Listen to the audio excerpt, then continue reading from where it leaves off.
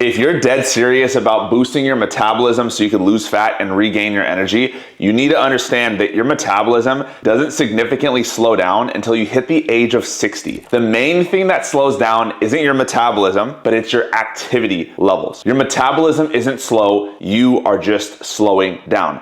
I know this because I've experienced this firsthand with many of my clients. Like this, and this. All these individuals were 40 plus and they believed that their metabolism was a reason why they weren't able to lose fat and build muscle. But the reality was it was their plan and approach. And today what I want to do is tell you exactly how you can boost your metabolism even if you feel like your metabolism is broken as you've aged. The first thing is really understanding what even is your metabolism. So metabolism is just a fancy word for BMR, which stands for basal metabolic rate. And so your basal metabolic rate actually stays pretty steady as you age. So what your BMR is this is the energy that your body uses at rest for vital functions like breathing and circulation. So think about it. If you were just to sit on the couch all day long and watch Netflix, this is what your BMR is if you never ever got off the couch. It remains relatively constant during adulthood as long as you maintain lean muscle, you stay physically active, and also you don't experience any chronic illness or drastic life changes.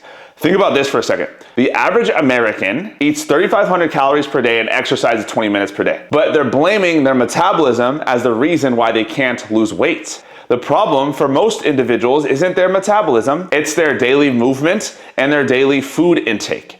Your average daily activity levels are what change as you age more than anything else. You just don't burn the same amount of calories anymore that you used to. Think about it practically. As you start to get older, what do? You ascend in your career and your job. So younger in life, when you're in your 20s, maybe you were in college, so you're walking around campus all day long. Or maybe you worked as a construction worker, so you're moving more frequently. Or maybe you worked as a server at a restaurant. And then you graduated college or you got that dream job. And typically, as you get older, your movement becomes less and less. So you go from being a bartender, moving around all day, to now you're sitting behind a desk. You go from walking around college campus all day long to now you're a stay-at-home mom and you don't move too much. And so for most people, it's the practical changes in your life that dictates how you lose fat or gain fat more than the metabolism itself. You walk less, you're working out less because you have more responsibilities and obligations, and you're also sleeping less. What also happens as you get older, because you take on more responsibilities in life, your stress levels go through the roof. You get kids, you get a promotion, you're a leader at work, you're taking care of people, maybe you even run your own business. So your stress levels are through the roof, your energy levels are down, and you're moving less and you're eating more. On top of that, for women, as you go through your 40s, you experience what's called perimenopause. And these changes in estrogen for women also oftentimes impact your appetite and also fat storage. And so your metabolism isn't always to blame for your weight gain over the years. It's simply your changes in activity and nutrition. Now, this might sound like doom and gloom and bad news, but it's really not.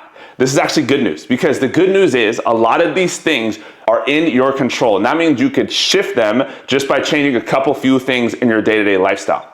And so if you feel like you have a slow metabolism, I'm about to share 4 things you could do practically today to fix it. The first thing you need to focus on is you need to focus on eating more protein. The hard part for people to understand when we're talking about protein intake is most people think protein intake is just for building muscle. It's not. It also is so helpful for fat loss. So your body actually burns more calories digesting protein compared to any other macro. So the more protein that you eat, the faster your metabolism.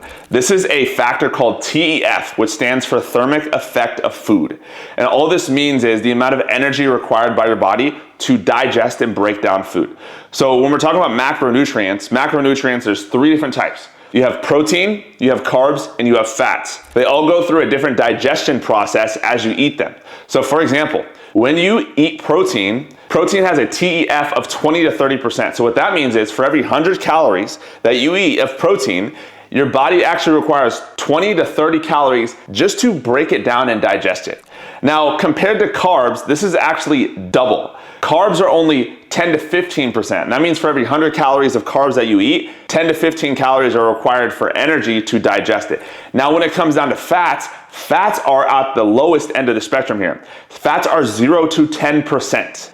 So for every 100 calories of fats that you eat, 0 to 10 calories are required to break that down. So all that means is, if I simply did one thing, I increased my protein intake, I'm actually going to burn more calories by doing no extra movement. This is oftentimes why, even though you may feel like when you switch your diet up and you try to focus on that high protein diet, you're eating more food, but you're losing more weight because of your TEF. So by focusing on eating more protein, a higher protein rich diet, you will lose more body fat, and you also will be able to build more lean muscle. My favorite parts about this process of increasing your protein intake, if you're someone who's already eating low protein, is how full you feel.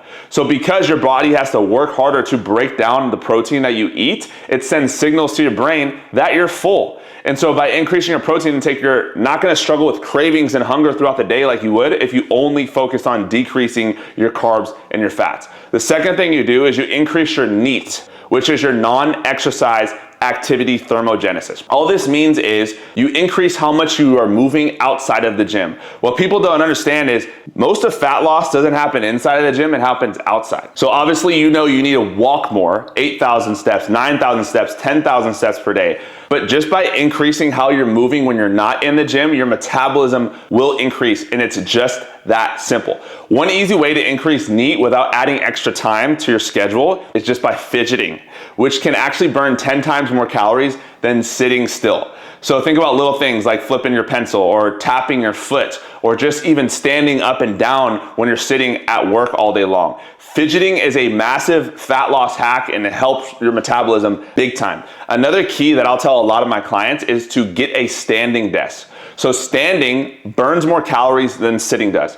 So if you have a desk job and you just invest a little bit of money into getting an adjustable standing desk and you stand for 15 minutes every 45 minutes of sitting, what that's gonna do is that's gonna help increase your metabolism and help you burn more calories over time. The third thing you need to focus on is you need to focus on drinking half your body weight in ounces of water every single day. This is gonna speed up your digestion and help with the fat burning to boost your metabolism. My other favorite thing about water intake is when you drink water, it also helps with your hunger and cravings. And so a lot of people are trying to eat in a calorie deficit. They're trying to cut their calories down. They're so thirsty all day long. Their body sends signals to their brain like, hey, we're thirsty, but your brain misinterprets it as hunger. So a lot of the times the hunger cues, the cravings you experience on a regular basis aren't actually you being hungry, it's actually you being thirsty. So simply by increasing your water intake, you'll notice there's a drastic difference, not only in your body's ability to boost your metabolism, but also in your cravings and hunger long term. The fourth thing you need to focus on is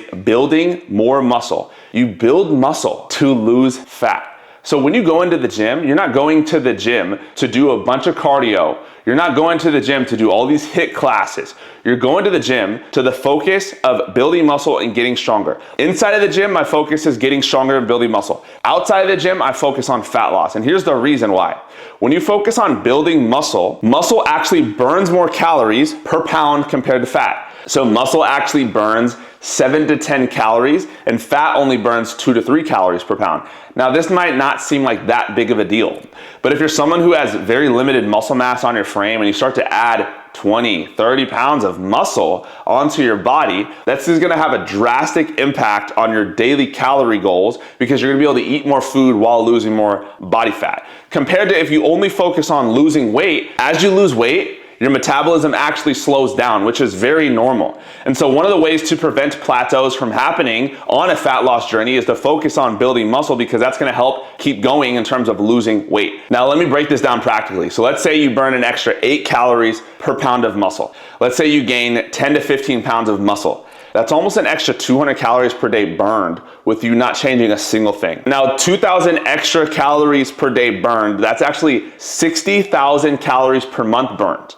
And so it takes 3,500 calories to burn 1 pound of fat. So you actually will end up burning 1.5 extra pounds of fat per month simply by gaining 10 to 15 pounds of lean muscle. Do you think that's something worth doing? Absolutely. Now, one thing about this list that I want you to know is, did you notice I didn't put any supplements on this list? I don't talk about any supplements. And the reason is because there is no supplement on the market that's going to boost your metabolism. The thing that boosts your metabolism and the thing that changes it more than anything else is not a supplement, but it's actually your daily habits. So if you truly are focused on building your metabolism as you age so you can eat more food, the first thing you have to do is you have to eat a higher rich protein diet. The second thing you need to do is you need to increase your NEAT, your non-exercise activity, by walking more, fidgeting more, standing more. The third thing you need to do is increase your water intake so you're actually hydrating your body properly. And then the fourth thing you need to do is you need to focus on building muscle when you're inside of the gym, focus on fat loss outside of the gym.